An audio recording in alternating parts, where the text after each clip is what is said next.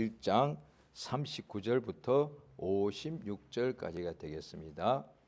하나님의 말씀은 누가복음 1장 39절부터 56절까지 교독하시겠습니다.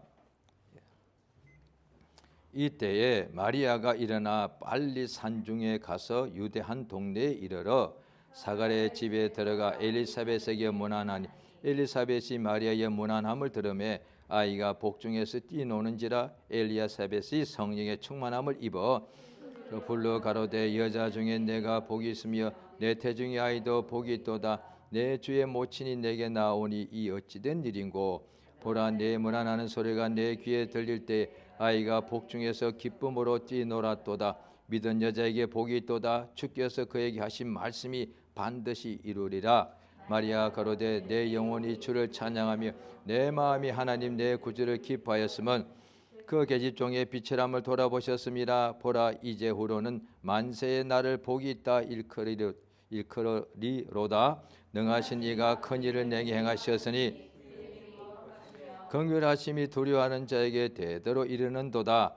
그의 팔로 힘을 마음의 생각이 교만한 자들을 흩으셨고 권세 있는 자를 그 위에서 내리치셨으며 비천한 자를 높이셨고 줄이는 자를 몫으로 배불리셨으며 부자를 공수로 보내셨도다. 같이 읽습니다.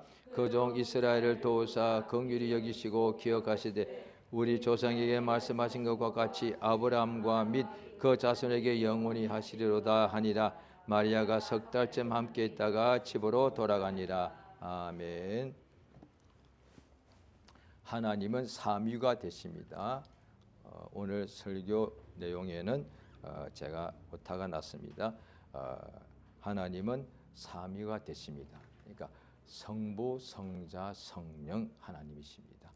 우리가 하나님하고 우리가 부르고 찾을 때는 성부, 성자, 성령을 다 우리가 그것을 말하는 것입니다. 성부 하나님, 하나님 아버지죠. 성자 하나님, 우리 주 예수님이시죠. 또 성령 하나님, 하나님은 성부, 성자, 성령 삼위 하나님이 영원 전부터 영원 후까지 성부, 성자, 성령 하나님이 계십니다. 그 하나님께서 모든 만물을 창조하시는데요. 그것이 창세기 1장에 기록이 되어 있습니다. 거기에 보면은 흑암이 깊은 위에 있더라 그렇게 되어 있습니다. 그 말은 그 후에 빛이 있으라 말씀하시죠. 그럼 빛이 있으라 하기 전에 이미 흑암이 있었다는 얘기가 되죠. 그 말이 이제 성경을 우리가 그게 무슨 뜻인고 하면 성경을 보면은 하늘에서 범죄한 천사들 용서치 아니하시고 흑암에 가두셨다 되어 있기 때문에 그러면 이미 흑암 범죄한 천사들을 가둔 이 우주라고 보면 되겠죠. 이게 먼저 있었다는 얘기가 되겠죠. 빛이 있으라 하기 전에 그러면 그 또 하늘에서 범죄한 천사들을 가둔 것이 흑암이니까 그러면 흑암이 먼저 있었고 또 그보다 더 먼저 천국이 있었다는 얘기가 되겠죠. 창세기에는 천국을 지으신 것과 흑암을 또 하신 것을 나와 있지는 않습니다. 이미 있더라고 시작하는 거죠. 우리 창세기 1장을 한번 보실 때에 창세기 1장 1절입니다. 창세기 1장 1절 같이 읽겠습니다. 시작. 태초에 하나님이 천지를 창조하시니라. 2절 땅이 혼돈하고 공허함 흑암이 깊음 위에 있고 하나님의 신은 수임에 우며 이까지만요. 그러니까 태초에 하나님이 천지를 창조하시나 할 때 이 천자가 하늘들이라고 되어 있습니다. 하나가 아니고 복수입니다. 그러니까 이미 이 속에 들어있다고 보면 되겠죠. 천지를 창조하시니라. 여기에 들어있다고 봐도 되죠. 하늘들의 하늘. 성경에 보면 천국을 셋째 하늘이라고 되어 있죠. 그러니까 이미 천국을 지으시고 또 우주를 지으시고 이 천지를 창조하셨다 할 때 이 천자의 하늘 천자가 우리말로는 그냥 되어 있지만 영어나 원문에는 하늘들이라고 되어 있으니까 그게 다 들어간다고 봐도 되겠습니다. 이전에는 이제 그 땅이 혼돈하고 공허하고 흑암이 깊은 위에 이미 있더란 것이죠. 그때에 하나님 심히 순위에 운명하였는데 3절 있습니다. 시작. 하나님이 가라사대 빛이 있으라 하심에 빛이 있었고 예. 그러니까 제일 먼저 하나님이 창조하신 것이 여기 창세기 1장에는 1장 3절에 빛이 있으라 하시니까 빛이 생기니까 4절을 보면은 하나님이 빛과 어둠을 나누시고 5절에 빛을 낮이라 칭하시고 어둠을 밤이라 칭하시니까 그때가 첫째 날이다 이렇게 되어 있습니다. 첫째 날이다 이렇게 되어 있습니다. 그러니까 성경은 구약과 신약으로 이루어져가 있죠. 구약 성경 제일 먼저가 방금 읽었던 창세기 1장에 하나님께서 가장 먼저 하신 것이 뭐냐니 빛이 있으라 하셨다는 겁니다. 이 우리 눈에 보이는 이 빛을 말이죠. 빛을 낮이라 하셨으니까 지금 우리 태양빛 이런 빛을 말하는 거죠. 이 빛은 하나님이 창조하신 태양은 뭐 가스로 엄청난 가스가 고열 고압의 가스가 뭉쳐있다. 가스 덩어리야. 그렇게도 과학자들은 보고 있죠. 자고한 별이다 말이죠. 그러니까 하나님이 그 별을 만드셨는데 그 태양빛이 지금 우리를 비추는 것이 구약 성경의 제일 먼저 창세기 1장에 나옵니다. 그런데 이제 신약은 어떻게 되느냐? 자, 신약도 구약과 신약이 구조가 거의 똑같습니다. 자, 보십시오. 신약의 제일 먼저가 복음서가 있죠. 마태복음을 보십니다. 보시면은 오늘도 누가복음 1장인데 예수가 이 땅에 태어나신 것이 기록이 되어 있죠. 마태복음 1장도 그렇게 되어 있습니다. 자, 마태복음 4장입니다. 4장. 마태복음 4장입니다. 4장 16절입니다. 같이 읽겠습니다. 시작.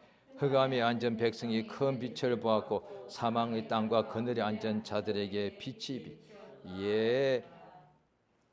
창세기 1장에 흑암이 깊음 위에 있을 때 하나님이 빛을 하셨는데 이제 마태복음에는 예수님이 공생에 시작하실 때는 어떻게 되느냐? 모든 사람들이 어둠 속에 사망의 흑암 속에 앉아 있다는 거예요.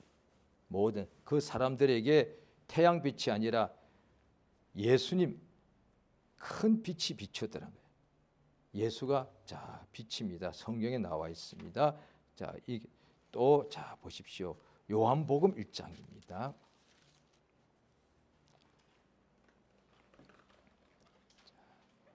요한복음 1장 복음서의 맨 앞에 요한복음 1장이죠. 자, 1장 4절입니다.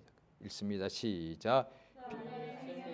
이 생명은 사람들의 빛이라. 5절 빛이 어둠에 깨닫지를 못하더라. 그러니까 창세기 1장의 태양빛은 누구든지 육체가 있고 그것은 물질이니까 금방 우리가 다 느낄 수가 있죠. 햇빛에 몸이 이렇게 비치니까 몸이 따뜻해지죠. 겨울에는 햇빛이 손에 닿으면 따뜻해지거든요. 여름에는 덥고요. 그 빛 때문에 그 빛과 열이 오기 때문에 그건 사람들이 다 알고 있습니다. 그래 지금도 사람들이 예수 믿는 사람까지도 밤이 되면 어둡고 인생사가 힘들면 왜 이렇게 어두운지 모르겠다 이런다. 그건 다 안다는 거죠. 햇빛이 사라지고 밤이 되어서 어두운 것을 다 알고 있고요. 그래서 웬만한 사람 어두우면 그냥 활동하지 않고 집에서 다 이제 쉰단 말이죠. 그 다음에 또 인생에 자기가 힘든 일이 많으면 자기가 인생이 어둡다라고 그건 다 안다는 거예요. 그런데 진짜 어둠이 있는데 여기는 우리 영혼이 어둠과 이 사망 속에 있는데 사람들이 그걸 모른다는 거예요. 그러니까 빛이 어둠에 비쳤는데 이 태양빛은 다 알고 있습니다. 그런데 진짜 빛은 예수님인데 요한복음 1장 조금 전에 보셨죠? 자, 거기 보시면요. 자, 8절입니다. 같이 읽습니다. 시작. 그는 이 빛이 아니요 이 빛에 대하여 증거하러 온 자라. 9절 참빛 곧 세상에 와서 각 사람이 비치는 빛이 있었나니 예. 자, 예수님이 참빛이라고 되어 있습니다. 태양빛도 빛이 맞습니다. 가짜 빛이 아닙니다. 그냥 빛이라고 하면 되고요. 태양빛은요. 그런데 예수님은 참빛이란 거예요.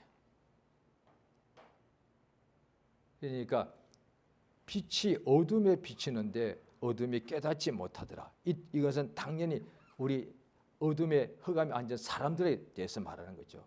그러니까 사람들이 다 어둠 속에 있는데 어둠 속에 있으니까 자기가 누군지도 모르고 왜 태어난지도 모르고 일생에 왜 살아가는지도 모르고 그래서 그 가장 머리가 좋을 뿐 아니라 그것을 깊이 한 가지만 집중적으로 고민하고 다 가진 사람이죠. 머리가 일단 좋아야 돼. 지능이 또 좋아야 되겠고, 지능이 좋기만 해도 안 되는 것이, 지능이 좋은 분들은 집중해야 되니까 한 가지 자기의 어떤 고민거리를 딱 붙잡고 그걸 그 해답을 얻을 때까지 집중해야 되는 거니까 이거 다 가져야 되는 거거든요.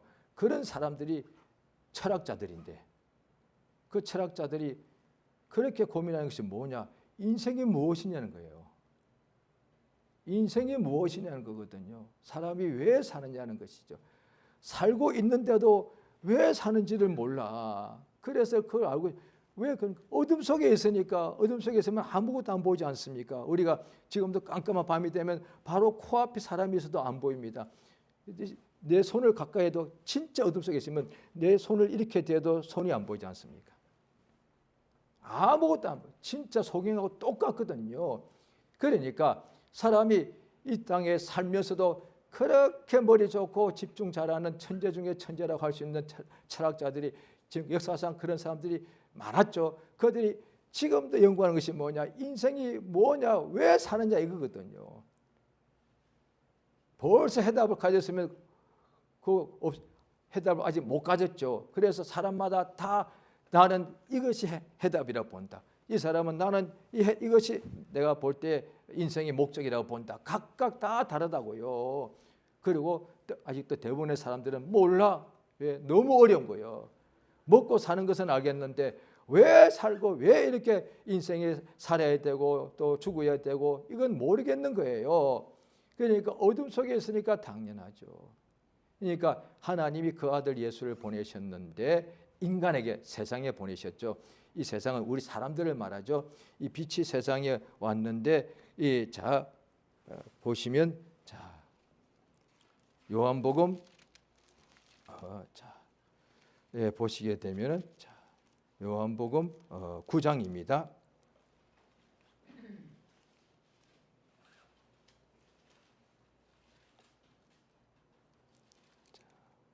자 요한복음 9장 9장에 보시게 되면은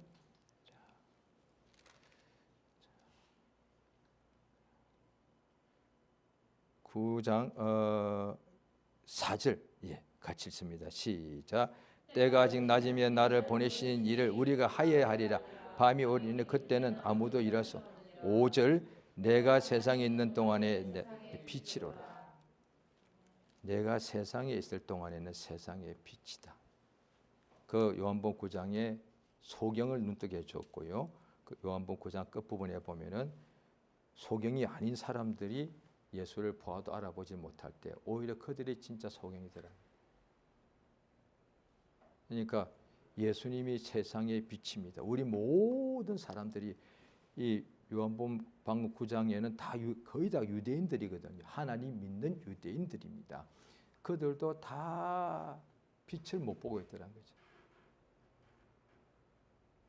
그러니까 유대인이건 이방인이건 간에 다 여기 이 지구 안에 우주 안에는 세상은 다 어둠이기 때문에 인생사가 모두 어둠 속에 살기 때문에 이 태양빛으로는 사람이 이게 살 수가 없더란, 육체는 살 수 있어도 그 심령이 깨닫지를 못하더란 거죠. 하나님께서 보내신 예수님은 우리 세상에 있는 사람들의 빛이라고, 이 빛이 참 빛이란 거죠. 그 유대인들 하나님 믿는 때도 예수를 알아보지를 못하더란 거죠. 그러니까 자, 그래서 요한복음 아까 1장을 조금 보셨습니다만은 자, 이 1장을 다시 보시게 되면은 그 침례 요한이 1장에 태어난 것에 대하여 말을 하는 것이죠. 침례 요한은 이 빛이 아니요 이 빛에 대하여 증거하러 온 사람이다. 요한복음 1장 7절입니다. 같이 읽겠습니다. 시작.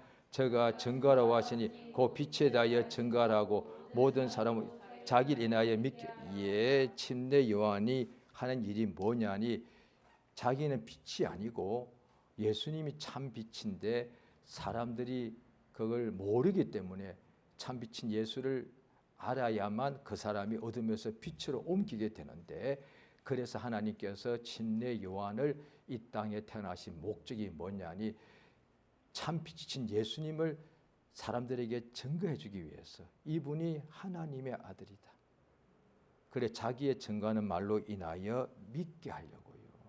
그러니까 창세기 1장에도 맨 먼저 우리는 흑암 속에 있습니다. 그런데 하나님께서 빛이 있으라 하셨고, 또 그보다 더 중요한 것, 우리 모든 사람은 태양빛은 비춰도 여전히 흑암에 앉아고 살아가는데 우리 모두에게 하나님께서 참빛 예수를 보내셨다는 거지. 그러니까 예수님이 이 세상에 오신 것 자체가 빛이 있으라 한 것보다 더 큰 역사. 하나님이 빛이 있으라 창조해도 인간은 영생 얻지 못하는데, 이 태양빛을 보고 아무리 장수하고 그 다음에 건강하게 살아도 결국은 죽게 되고 그 후에 심판을 받게 되는데, 예수를 믿으면 멸망치 않고 심판을 받지 아니하고 영원한 생명을 얻게 되어 있습니다. 이 빛이 참 빛이란 거죠.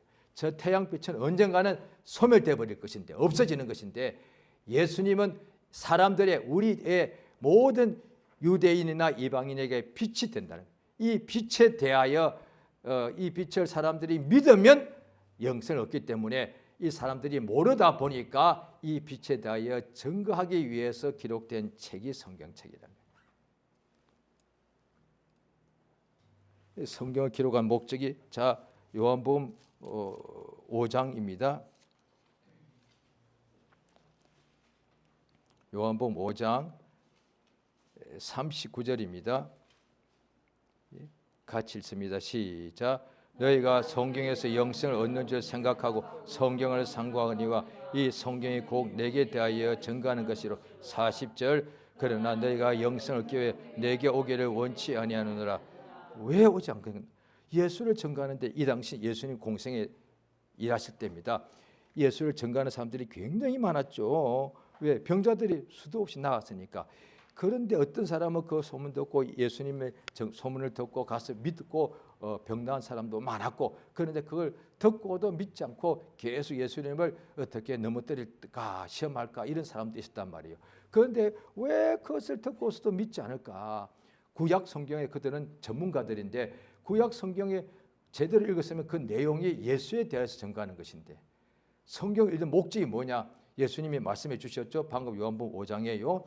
구약 성경을 읽는 목적이 뭐냐? 영생을 얻으려고. 유대인도 그걸 알았다는 거예요.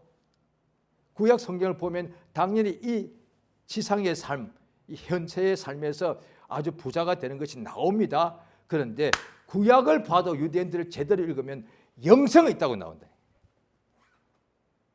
오늘날의 기독교인들이 구약도 많이 읽고 하는 것은 그건 괜찮은 것인데, 그걸 읽다 보니까 오직 땅에서 성공 출세만 말하더라고요. 아니요, 유대인들도 아니에요. 그 제대로 읽으면 구약 성경도 그걸 읽으면 영생을 얻게 되는 것을 안다는 거예요. 영원한 생명. 그러니까 너희가 영생을 얻기 위하여 성경을 상고하지 않느냐? 성경에서 영생을 얻는 줄 생각하고 성경을 상고하거니와. 이 성경은 내게 대하여 증거하는 것이다. 성경은 우리에게 영원한 생명을 하나님이 주시기 위해서 우리에게 알려주는 거거든요. 그 전도서에도 나옵니다. 보면은 해 아래 사는 모든 수고가 헛되지 않느냐. 그런데 하나님께서 이 모든 것을 허락하신 까닭은 우리에게 영원을 사모하는 마음을 주시기 위해서라고 되어 있습니다. 그렇죠? 자, 이 요한의 예수에 대하여 증거를 해줘야 사람이 믿는데, 왜 그들의 증거를 받고도 믿지 않느냐? 하나님을 사랑하지 않겠다. 5장 요한복음 4장 5장 41절. 나는 사람의 영광을 취하지 아니하노라. 42절. 다만 하나님을 사랑하는 것은 너희 속에 없습니다. 자, 오늘 본문 누가복음 1장을 보십니다.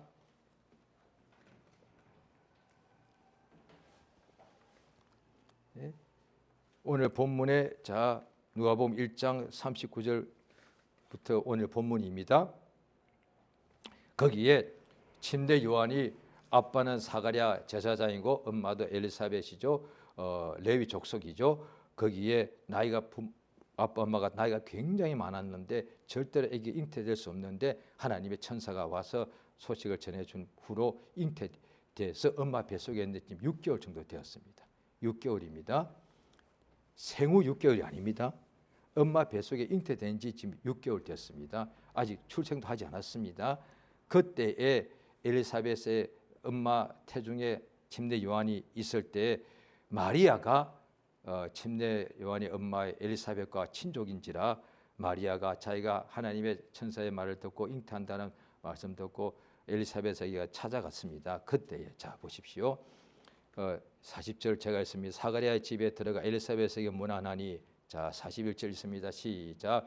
엘리사벳이 마리아의 문안함을 들을 때 아이가 복중에서 뛰노는지라 엘리사벳이 성령의 충만을 입어 42절 큰 소리로 불러 가로 여자 중에 내가 복이 있으며 내 태중의 아이도 복이 있도다. 43절 내 주의 모친이 내게 나오니 이 어찌된 일인고 보라 내 문안한 소리가 내 귀에 들릴 때 아이가 내 복중에서 기쁨으로 뛰놀았도다. 예 보십니다. 엘리사벳이 큰 소리로 42절에 보시게 되면은 큰 소리로 불러 가로되 여자 중에 너가 복이 있다. 왜냐? 내 태중의 아이도 복이 있다. 내 주의 모친이 내게 나오니 이 어찌된 일인고? 아니 이제 예수님이 마리아 몸속에 막 이제 잉태가 됐다 합시다. 그러면 지금 아직 일주일, 2주, 아직 한 달도 안 됐단 말이에요. 그러면 사실 육안에는 거의 보이지도 않을 만큼 아주 미미할 거단 말이에요. 그런데 이미 엘리사벳이 그 큰 소리로 자기의 친족인데도 네가 복이 있고 너 태중에 지금 아이가 있다는 거지. 아주 한 달도 안 된 애기니까. 그거 너무 미미하죠. 그런데 내 태중에 있는 아이도 복이 있다. 내 주님의 모친이 내게 나옵니다. 이게 어떻게 된 일입니까? 그걸 알아봤다는 거예요. 그 다음에 또한 복중에 있는 6개월짜리 태아가 막 기쁨으로 뛰놀았다고. 기뻐서 애가. 그러니까 마리아가 문 하나로 오는 것을 보고서 잉태된 지 6개월짜리 태아가 기뻐서 막 기쁨으로 뛰놀았다는 거예요. 그러니까 참빛이 왔는데 사람들이 아무도 모르는데 요한복음 1장을 조금 전에 보았죠. 침례 요한이 이분이 하나님의 아들이다. 세상 죄를 지고 가는 하나님의 어린 양이다. 이분이 참빛이다 라고 증거하기 위해서 예수님이 제일 먼저 그것을 증거하게 한 사람이 침례 요한 아닙니까? 침례 요한이 한 일이 그거단 말이죠. 침례를 계속 주면서 침례 요한이 요한복음에 나오죠. 자기가 예수님을 알아보지 못했는데 왜? 자기를 치면은 친척이니까 6개월 늦게 태어난 친척 동생이죠. 혈통으로 보면요. 그랬는데 예수님이 침례 받으러 침례 요한한테 그 전에 수많은 사람이 매일같이 요한에게 침례를 받았을 터인데 마침내 어느 날 예수님이 침례 받으러 침례 요한 앞에 오는 거예요. 그때 보니까 예수님 위에 성령이 임하시더라고요. 침례 요한이 말하기를 자기도 어느 분이신지 알지 못하였다. 메시아가. 그런데 그에게 감동으로 하나님께서 주신 그 말씀이 뭐냐니 누구든지 성령이 임하여서 그 위에 머물 그들랑 성령으로 침례를 준 이인 줄 알라 하셨기에 그가 예수님이 자기에게 오는 것을 보시고 이분이 하나님의 어린 양 세상 죄를 지고 주의 어린 양이라고 말했다는 거죠. 그러니까 누가복음에는 더 자세하게 나옵니다. 요한복음 1장에는 예수님이 30살쯤 되어서 침례 받으러 올 때 공생에 시작할 때에 침례 요한이 이분이 하나님의 아들이야 증거했지만 그보다 30년 전에 침례 요한이 엄마 태중에 있을 때 이미 예수님이 모친이 오는 것을 보고서 그것을 뛰어놀았다는 거예요. 기뻐가지고. 어떻게 그게 가능하냐는 거죠.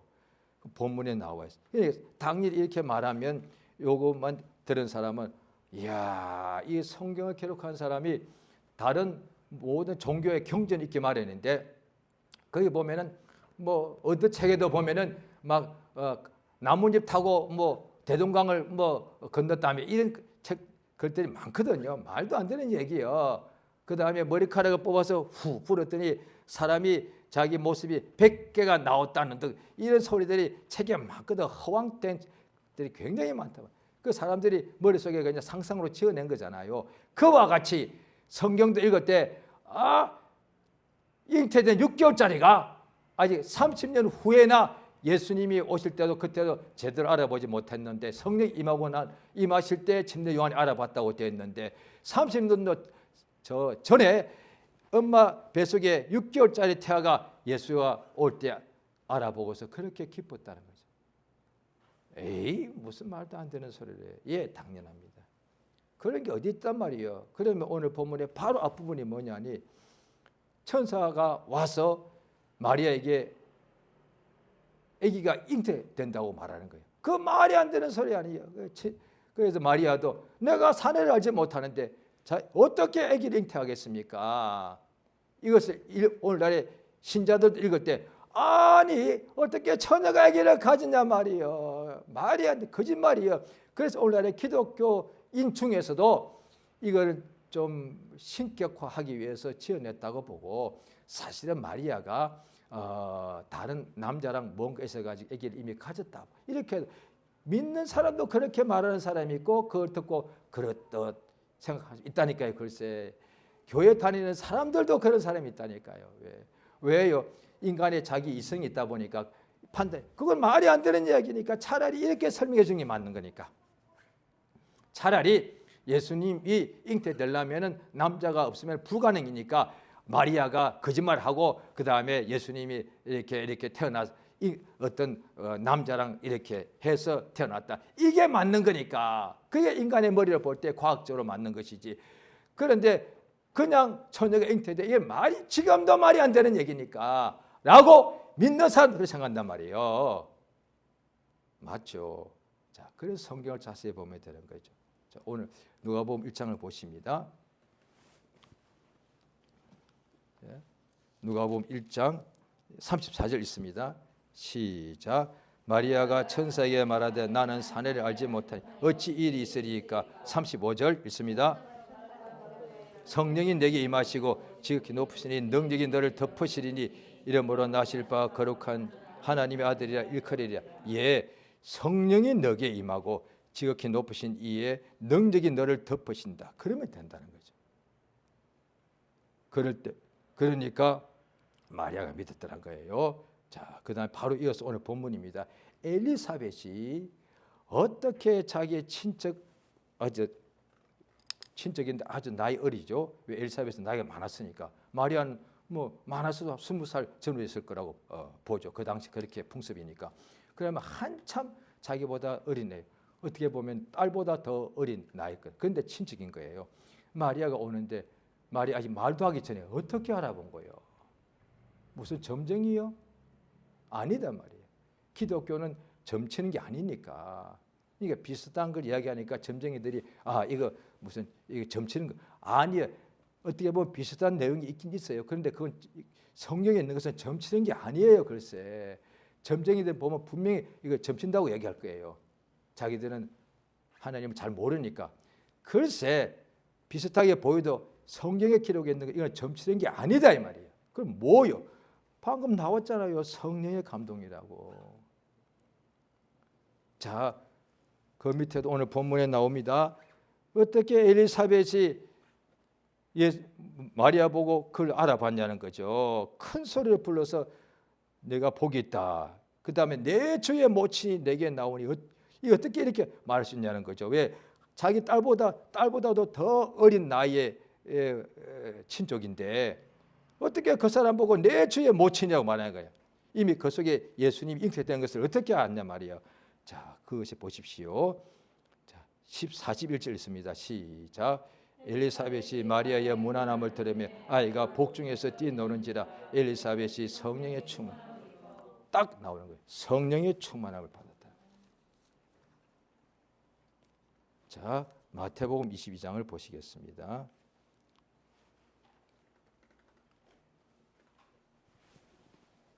마태복음 22장입니다. 44절.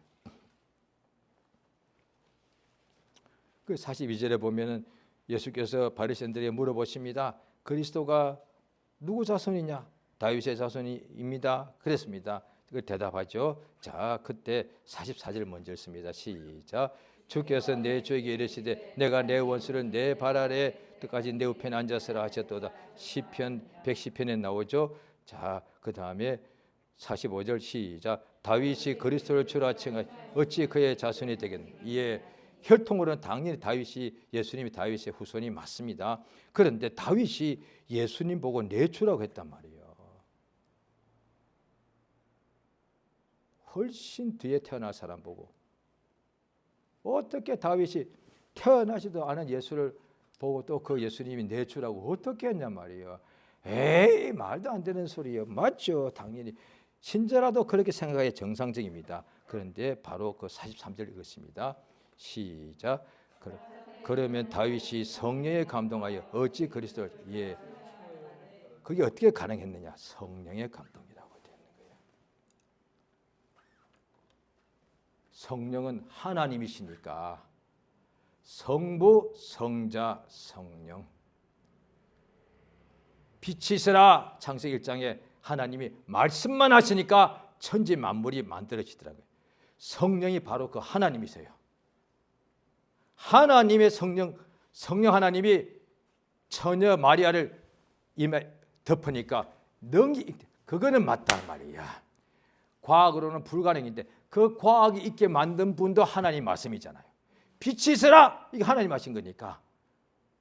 모든 이 과학적 우주 만물을 만드신 분이 하나님이시니까 그 하나님이 만드신 만물을 사람들이 연구하다 보니까 그것이 과학이라는 것이 나왔잖아요. 정확하더란 거예요. 정확하게 지축이 이렇게 23.5도로 기울어져 있고 정확하게 하루에 지구가 한 바퀴씩 스스로 자전하고 회전하고 그 다음에 정확하게 1년 365일 동안에 지구가 태양 주변으로 타원형으로 그리면서 한 바퀴 회전하더라는 거예요. 공전하더라는 거예요. 워낙에 이전부터 그랬는데 수십억 년 전부터 과학자들이 지금부터 불과 한 500년 전에 그걸 발견했어요. 과학을 창조한 게 아니에요. 발견했을 뿐이에요. 오늘날의 과학자들 말은 무조건 믿어. 아니요, 그들이 이미 하나님이 창조한 만물을 속에서 그 원리가 있는데 이전에는 원리가 있는지 몰라서 그런데 원리가 있는 거죠. 찾아낸 사람들이에요. 발견한 사람들이지 그들이 창조한 사람이 아니에요. 창조된 만물을 보고서 그 원리를 찾아낸 것을 과학이라고 말하는 거죠. 그게 과학이죠. 자, 그래서 과학, 물리학이 말하잖아요. 이 만유인력의 법칙 말하면서 그러니까 뉴턴이라는 사람이 그 사람도 예수 믿는 사람이라 하더라고요. 어느 날 나무 밑에 누워 있는데 그런데 하늘에서 누워 있는 사과 나무가 툭 자기 얼굴 위로 떨어지더라는 거예요. 그런데 사과가 왜 저 위쪽으로 안 떨어지고 이쪽으로 떨어질까 그랬다잖아요. 그때부터 연구하기 시작해요. 그러니까 뭔가 똑똑한 거죠. 하나님이 역사했다고 봐야 되죠. 왜? 그런 생각 지금까지 수천 년 동안 아무도 안 했으니까. 그래 과학자들이 뭐냐니 최초로 발견한 사람들은 다 있는 것인데 있으니까 아무도 생각지 않는 건데 어떤 한 사람이 당연한 것인데도 왜? 라고 시작한 그 사람들이 과학자인 거예요. 그러다 보니까 이게 왜 모든 물건이 지구로 떨어지지? 지구가 끌어당기는 힘이 있구나. 그거잖아요. 그 하나님이 만드신 것이 과학자들이 그걸 창조낸 거 아니잖아요. 그 힘이 있다는 것을 발견한 것이지. 그렇구나. 그러니까 하나님이 하신 것을 과학자들이 하나님이 전능자라는 것을 오히려 말해주는 거잖아요. 그게. 그래서 과학자들이 처음에 믿지 않다가 과학을 신처럼 믿다가 연구하면 연구할수록 상당수가 하나님 믿는다잖아요. 이건 자기가 찾아낸 것이 이게 워낙부터 있는 거니까 이게 어떻게 가능하지? 저절로 불가능. 이렇게 정교할 수가 없어. 엄청난 신이 있어서 이걸 만들었다는 거예요. 그리고 오히려 그렇게 그것이 과학을 공부하면 오히려 하나님이 계신 것을 오히려 믿게 된다니 글쎄요. 이거 잘 들어야 돼요. 오늘날 어줍지 않게 과학 듣고 난 후에 예수 믿다가 버린다고 어리석게 짝이 없어. 오히려 과학을 제대로 공부하면 하나님이 살아계신 것을 믿게 되어야 한다. 왜? 하나님이 만드신 만물이 이렇게 엄청난 거니까.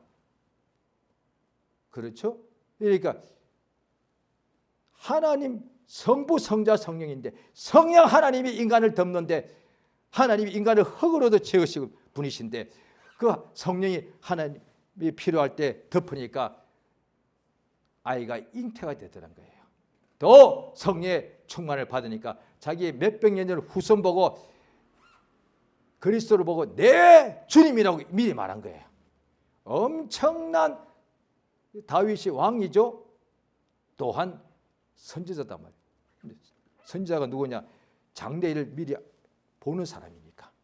다윗이 얼마나 예수님께서 오늘 읽었던 내용에 조금 전에 나왔죠. 마태복음 22장에 다윗을 말한 것이 뭐냐니 다윗이 얼마나 성령의 감동을 받았으면 얼마나 하나님이 쓰시는 영감 있는 선지자였으면 예수님을 미리 봤다는 거죠. 주께서 내 주에게 이르시되 이미 예수님이 그 설명해 줬잖아요. 마태복음 22장에 다윗이 내 주라고 한 것은 그리스도를 말한 것이다. 다윗이 그리스도를 주라고 칭하였는데 메시아를 주라고 자기 주님이라 했으니까 그러면 어떻게 메시아가 다윗의 자손이 되겠느냐. 그러니까 유대인들이 할 말이 없는 거예요. 다윗이 어떻게 까마득한 후대에 예수 오실 것을 어떻게 그걸 알 수 있었느냐. 성령의 감동. 처녀가 어떻게 잉태가 될 수 있었느냐. 성령의 능력.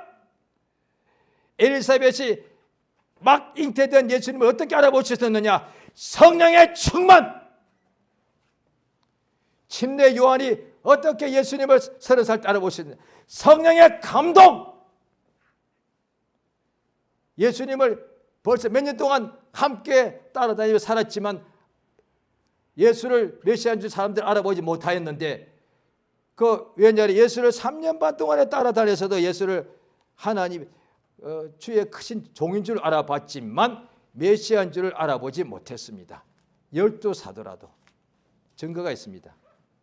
가룟 유다 3년 반 동안 살아서 가지. 그래도 예수 몰라고. 그러니까 팔아먹었지.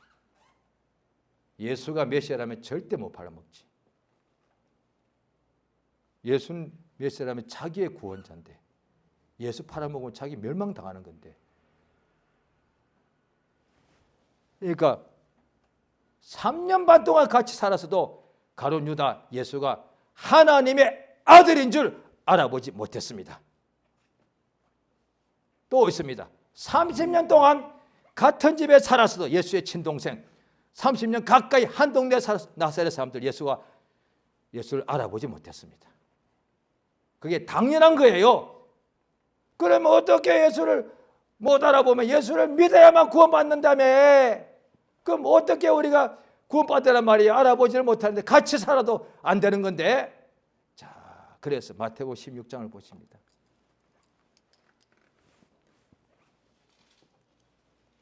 마태복음 16장 13절 14절에 보면 예수께서 인자를 사람들이 누구냐 하느냐 물어봤더니 사람들이 예수를 최고로 보고 산 얘기입니다. 16장 14절 마태복음 침례 요한이 어떤 사람이 엘리야 최고의 주의 종이니까 엘리야입니다. 예수님 보고 어떤 사람은 예레미야라고 합니다. 15절에 그러면 너희 12사도 너희는 나를 누구라 하느냐. 16절 같이 있습니다. 시작. 시몬 베드로가 대답하여 가로되 주는 그리스도 살아계신 하나님 아들. 여기까지만 읽습니다. 그럼 옆에 있던 야고보 요한도 내가 말할 걸 에이. 몰랐으니까 말하지 않았겠지. 자, 그 밑에 예수께서 딱 말씀하신 17절 시작. 예수께서 대답하여 가라사 바요라 시몬아 내가 복이 있도다. 이를 내게 알게 한 일은 혈육이 아니요 하늘에 계신 예. 네 혈통으로는 못 알아본다는 거지. 그래서 나사렛 사람도 못 알아보고 친척인 침례 요한도 그냥 그 전에 보아서도 못 알아보는 것이고, 심지어 예수님 공생에 또 성령 충만하여 수많은 병을 고칠 때에도 같이 살아도 못 알아봅니다. 그때 다 알아봤다면 바리새인들 다 믿었겠지. 율법사 서기관 3년 반 동안 예수님을 이렇게 아주 자세히 살폈으니까 어떻게 하면 예수를 죽일까라고 핑계를 찾기 위해서 3년 반 동안 예수를 주목했으니까. 그러면 예수의 공생애 동안 3년 반이니까 그걸 주목한 율법사 서기관 다 예수 믿었겠죠. 육체로는 예수가 능력 행해도 하나님의 아들이라고 알아볼 수가 없다는 거예요. 어떻게 성령으로 된단 말이죠. 자, 고린도전서 12장입니다. 고린도전서 12장.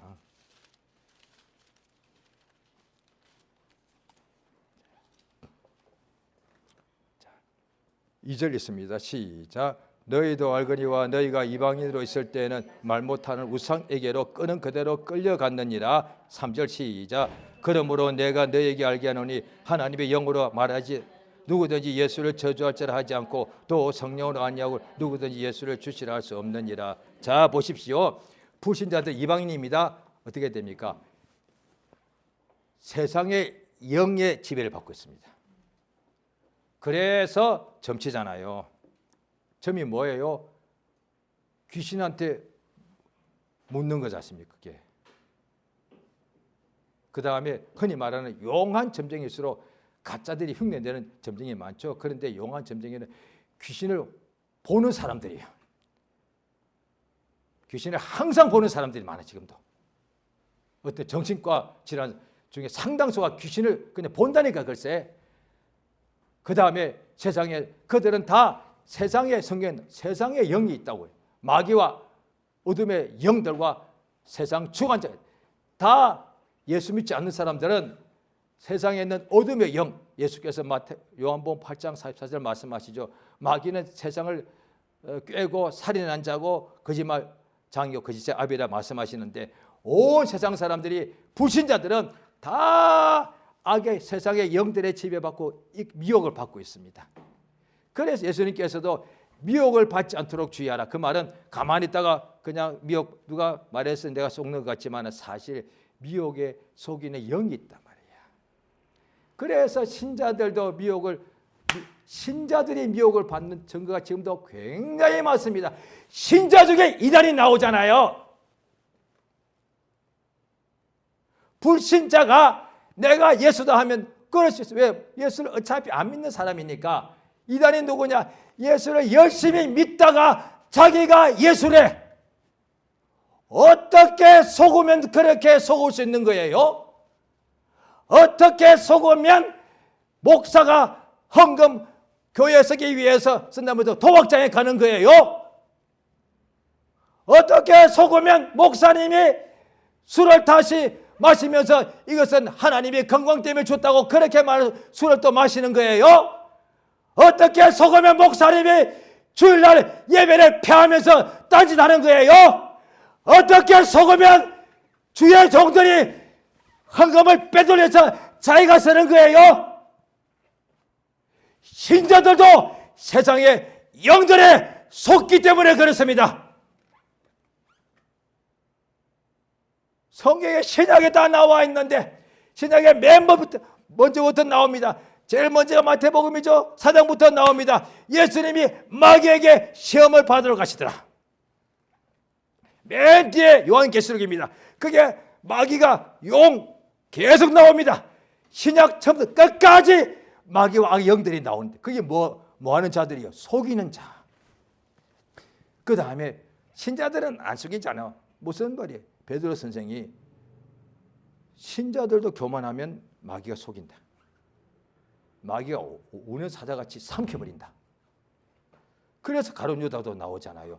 마귀가 예수를 팔리는 생각을 벌써 유다의 마음속에 집어넣었더라.